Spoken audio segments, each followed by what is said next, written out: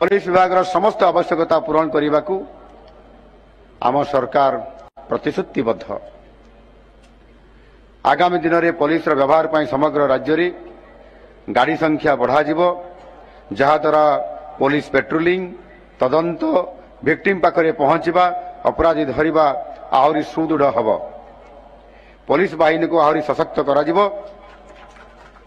गृह विभाग में प्राय 10,000 पदवी खूब शीघ्र पूरण करा जिवो।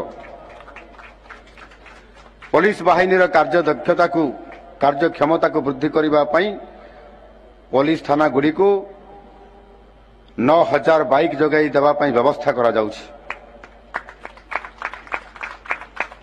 प्रत्येक थाना को 6टी लेखाएं बाइक दिया जिवो। एई निकटरे गृह रे पारित होइतबा अतिरिक्त बजेट रे एथिपाई 35 कोटी टंकार विशेष प्रावधान मध्य करा जाइछि। पुलिस बाहिनी को सहयोग करने पाई गृहरक्षी पदवी पूरण करा जिवो। गत सरकार ताकू ब्यान करथिले बा बंद कर देथिले। आम सरकार आसिला परे से ब्यान को हटे देवा सहित खाली थिबा पदवी 2,400 रु अधिक एवं आहुरी मध्य आवश्यकता दृष्टिकोण नुआ पदवी आहुरी पखापाखि 2,500 प्लस समुदाय मिसिले 5,000